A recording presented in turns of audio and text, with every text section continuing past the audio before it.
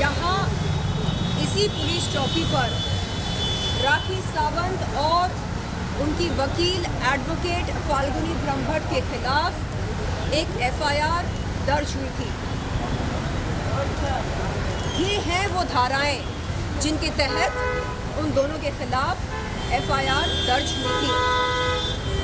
IPC 354A, IPC 500, IPC 504, IPC 509, IT act 67A, जो कि सबसे संगीन धारा है जिसके तहत कम से कम 7 साल की सजा हो सकती है। अभी आया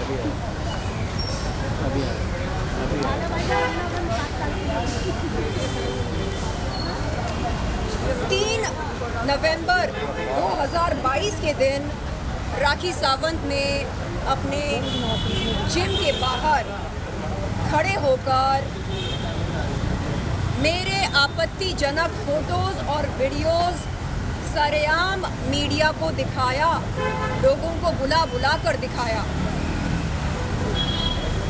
5 नवंबर 2022 के दिन राखी सावंत की वकील एडवोकेट फाल्गुनी ब्रह्मभट्ट ने ओशिवरा पुलिस चौकी के बाहर मेरे आपत्तिजनक फोटोज और वीडियोस सरेआम मीडिया को दिखाया, जिसके चलते दोनों पर आईटी एक्ट 67A की धारा लगी।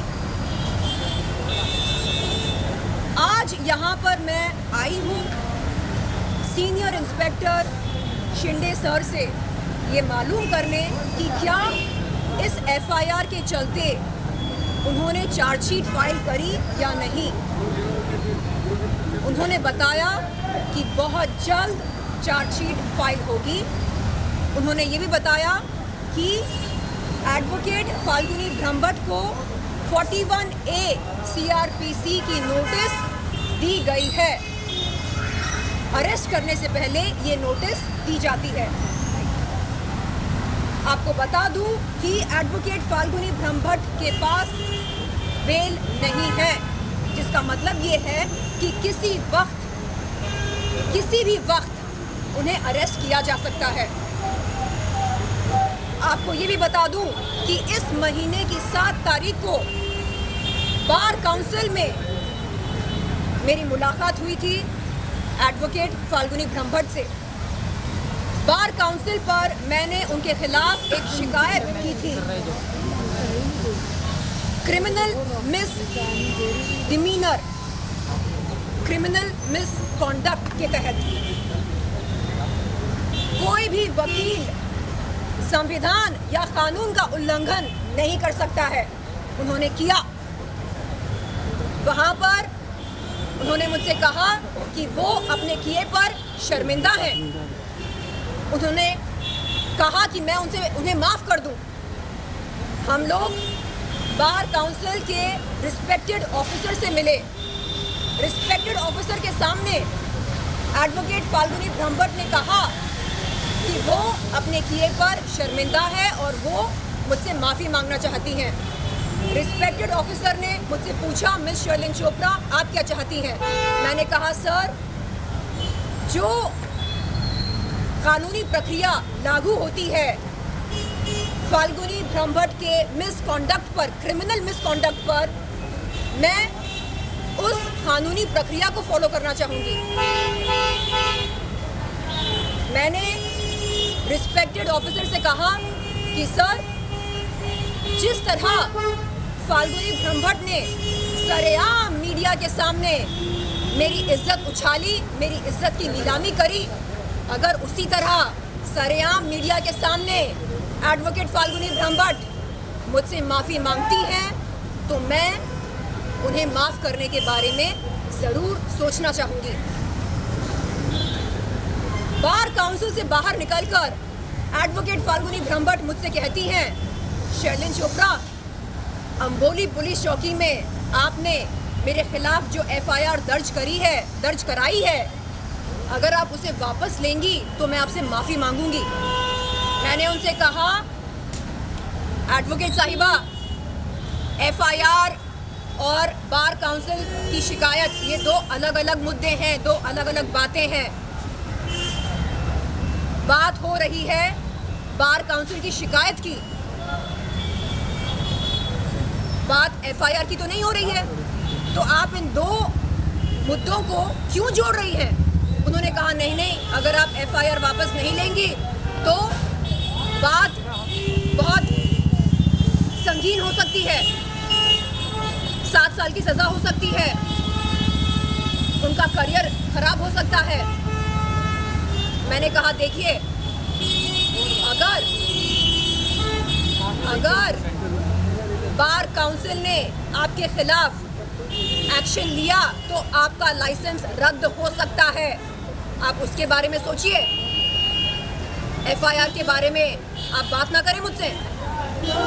और कोई भी किसी भी तरह का दबाव मुझ पर नहीं डाल सकता कि मैं अपने दर्ज कराए हुए एफआईआर को वापस लूं।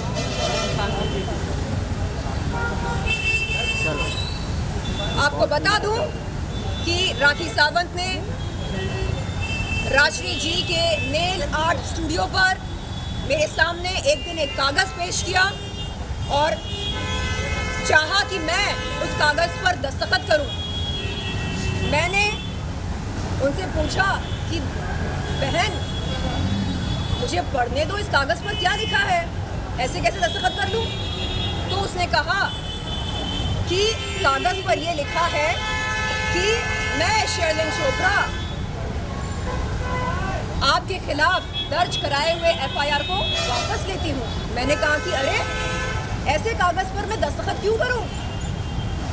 तो उसने बोला नहीं नहीं, इस पर जो धारा लगी है IT एक्ट 67A, ये बहुत ही संगीन है, अगर आप एफआईआर वापस नहीं लेंगी तो अनर्थ हो सकता है। मैंने कहा देखिए,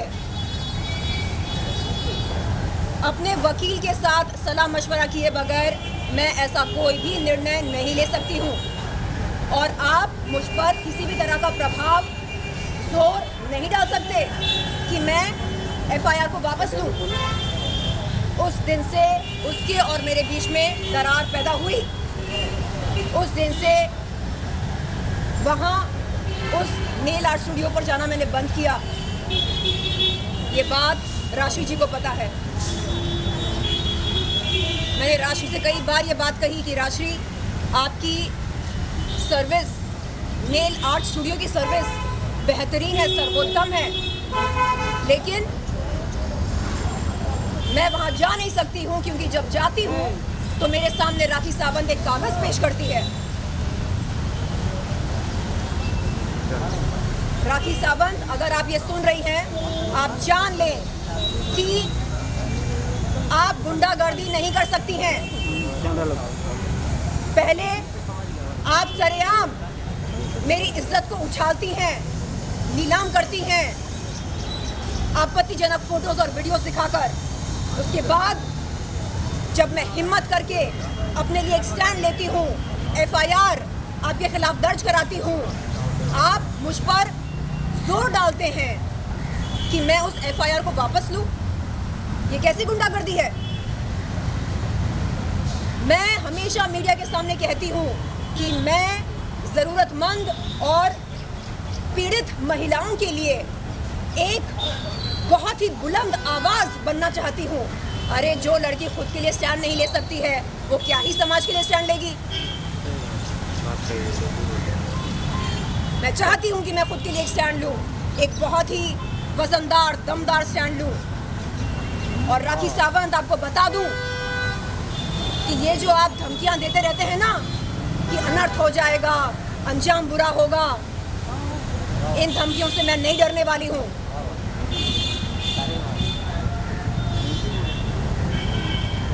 उनकी जो वकील है एडवोकेट फाल्गुनी ब्रह्मभट्ट, उन्होंने 7 अगस्त 2023 के दिन बार काउंसिल में मुझसे कहा, शर्लिन, मैं बहुत मुसीबत में हूँ, मैं बहुत परेशान हूँ। मैंने पूछा क्यों, क्या हो गया? उन्होंने कहा राखी सावंत की वजह से वो बहुत परेशान है, राखी सावंत की वजह से वो इस मुसीबत में पड़ गई हैं। मैंने कहा देखिए, ये आपका और उनका आपस का मैटर है, इसमें मैं क्या कर सकती हूँ? उन्होंने कहा नहीं आप समझती हैं, क्योंकि मैं समझती हूँ। क्या इसका ये मतलब है कि दुनिया भर की मुसीबतों को सिर्फ और सिर्फ मैं समझूं? मैंने उनसे कहा देखिए, मैं समझती हूँ कि अगर बार काउंसिल ने आपके खिलाफ स्ट्रिक्ट एक्शन लिया तो आपका जो लाइसेंस है वो रद्द किया जा सकता है। इस बात को मैं समझती हूँ। आप एक माँ हैं, अगर आपकी लाइसेंस अगर आपसे छीन जाएगी तो आप लॉ कैसे प्रैक्टिस करेंगे? मैं इस बात को समझती हूँ। मैं बार काउंसिल पर की गई शिकायत को वापस लेने के बारे में सोचूंगी, लेकिन उससे पहले जो गलत आपने किया है मेरे साथ उसके बारे में सोचिए। आप माफ़ी मांगने के बारे में सोचिए। जिस तरह सरेआम मीडिया के सामने आपने मेरे आपत्तिजनक फोटोज और वीडियोस दिखाए, उसी तरह सरेआम मीडिया के सामने आप माफ़ी मांगिए। आप विनम्रता से कहिए कि जो आपने किया वो शर्मसार है। जी वो पेपर दिखा दीजिए। थोड़ा पीछे आ जाओ मैडम। मैडम थोड़ा पीछे आओ।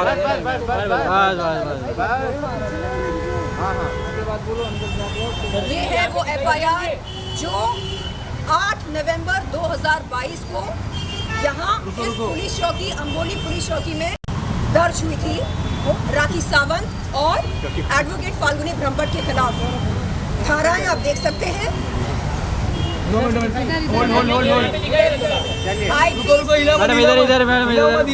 IPC 354A, IPC 500, IPC 504, IPC 509, IT Act 67A, इन तमाम धाराओं में से 3 धाराएं कॉग्निजेबल हैं। IPC 354A, IPC 509, IT Act 67A। चलिए अभी अंदर यहाँ पर है राखी सावंत का नाम, रुको हिला मत, थोड़ा नीचे ये देख सकते हैं आप। रुको यहाँ पर नहीं दिख रहा है, हाथ आपका हाथ हटाइए। ये मिल गया। यहाँ पे भी दिखाइए मैडम इधर मैडम। Thank you. अब आप ये बताइए, हाँ, जो हरकत राखी सावंत ने मेरे साथ करी, आज वही हरकत वो राजश्री के साथ कर रही है। उसने मुझे बाजारू और वैश्या कहा, वही हरकत वो राजश्री के साथ कर रही है। कहती है कि राजश्री का जो वर्क प्लेस है वो असल में प्रोस्टिट्यूशन का अड्डा है। बताइए आप, हाँ, क्या संविधान हमें ये हक देता है कि हम किसी के वर्क प्लेस के बारे में इस तरह के अभद्र भाषा का इस्तेमाल करें? किसी की रोजी रोटी पर लात मारने का क्या हमें कोई हक है? किसी महिला को जलील करने का क्या हमें कोई हक है? आए दिन आदिल भाई पर इल्जाम लगा रही है। कभी कहती है किसी ट्रक की वजह से उसका कोई दोस्त मर गया, कभी कहती है कि आदिल खूनी है, उसने किसी को उड़ा दिया ट्रक से, कभी कहती है वो बलात्कारी है, कभी कहती है कि वो मारता है, पीटता है, कभी कहती है कि वो चोर है, कभी कहती है कि वो कौन आर्टिस्ट है, लोगों को चूना लगाता है। क्या है ये सब? हाँ?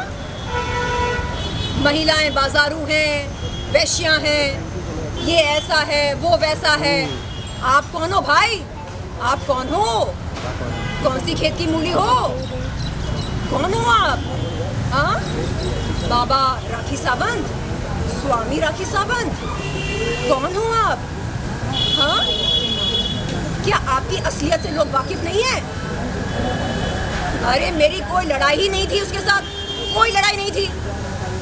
मैं विरोध कर रही थी उन लोगों का जिन्होंने मेरा यौन शोषण किया। उस लड़ाई में ये बीच में आई। उड़ता हुआ तीर लेने की आदत है ना इसको। चलिएगा। Thank you thank you. अंदर जाके आइए। आदिल पे 7 से 7.5 लाख का आरोप लगाया है। किसने? फैजान अंसारी, कौन है ये? ये उन्होंने बोला है कि 7.5 लाख का क्राइम किया है आदिल भाई ने। चलिए ऑल्सो मैंने शर्लिन, आउट ऑफ अभी द अभी सुना आपके मुंह से। शर्लिन, अभी आपने जिस एलिगेशन के बारे में बात किया कि राष्ट्रीय के नीला स्टूडियो को राखी ने प्रोस्टिट्यूशन बताया है, बिल्कुल। वो बट राखी ने इन चीज़ों से डिनाई किया है। तो इसमें क्या कहना चाहिए? उन्होंने कहा है अगर मैंने सिखाया तो सबूत ला के देखिए, वो अपराध करती है और फिर हाथ ऊपर करके बोलती है मैंने तो कुछ नहीं किया, मैंने तो कुछ नहीं किया। क्या उसने मुझे बाजारू नहीं कहा? मीडिया के सामने आकर सीना ठोक कर बोला, सुनो सुनो, शर्लिन चोपड़ा को वैश्य व्यवसाय में रंगे हाथ पकड़ा गया। पता है कहाँ? अलीबाग पुलिस ने पकड़ा, अलीबाग में पकड़ा। क्या हुआ? अंबोली पुलिस ने इस बात की पुष्टि करने के लिए अलीबाग पुलिस को संपर्क किया और अलीबाग पुलिस ने कहा कि उनके पास ऐसी कोई भी एफआईआर नहीं है जिसमें शर्लिन चोपड़ा का नाम मौजूद हो बतौर आरोपी। क्या है ये? इतना बड़ा झूठ, इतना बड़ा झूठ! शर्म करो, संविधान के साथ, कानून के साथ खिलवाड़ मत करो। बहुत पब्लिक हो गई। लाइट आ गया लाइट आ गया। चलो चलो। ये है जो फैजान अंसारी जो कह रहे हैं कि उन्होंने लड़की को फंसाया अरे है। यार ये थोड़ा, मैडम थोड़ा पीछे आ जाओ मैडम। क्राइम भी किया होगा उनके फ्रेंड के। अगर उनके पास सबूत है उन्हें पेश उनके करना पास चाहिए। थोड़ा पीछे ले लो ना। अगर सबूत है तो पेश करना चाहिए। जिसमें आदिल भाई ने उनको गाली देके बोला है कि आपने पैसा नहीं दिया। हाँ, तो ये सब फॉरेंसिक डिपार्टमेंट में जाए, थोड़ा पीछे इसकी मैम इधर इसकी सत्यता। मैडम इधर इधर जी, मैं कह रही हूँ जिसके पास जो भी थोड़ा पीछे हो जाओ मैडम, पीछे पीछे। दिख रहे नहीं अब। हाँ अभी बराबर। जिसके पास जो सबूत है वो पेश करे और पुलिस जांच पड़ताल करे। ऑल्सो शर्लिन, एक क्वेश्चन है, आप यहाँ पे आज चार्जशीट के बारे में बात जी, करने बिल्कुल। वाली हो, तो चार्जशीट फाइल होने के बाद क्या अरेस्ट हो सकते हैं राखी और उनके लॉयर? चार्जशीट के फाइल होने के बाद कोर्ट मैडम थोड़ा पीछे पीछे। हाँ रुको यार। चार्जशीट के फाइल होने के बाद कोर्ट प्रोसीडिंग शुरू होगी। इसलिए बस क्या? मैं जानने आई हूँ कि चार्जशीट फाइल हुई या नहीं, और अगर नहीं हुई तो कब तक होगी। और मैंने पूछा कि सर रही बात एडवोकेट फाल्गुनी ब्रह्मभट्ट की, तो उनके पास तो बेल है नहीं, तो उन्हें अरेस्ट कब किया जाएगा? तो सर ने कहा कि 41A CRPC की नोटिस उन्हें दी गई है, अरेस्ट बहुत जल्द करेंगे और चार्जशीट भी बहुत जल्द फाइल होगी।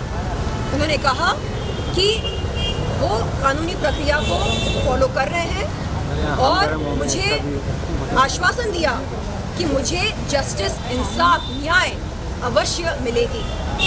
चलो थैंक यू। अंदर जाके वापस आइए। चलिए थैंक यू। चलो thank you. SI Shinde sir ने ये आश्वासन दिया कि मुझे इंसाफ मिलेगा, मुझे न्याय मिलेगा, ये आश्वासन दिया, जिसके लिए मैं उनका आभार व्यक्त करती हूँ। चलिए धन्यवाद। धन्यवाद।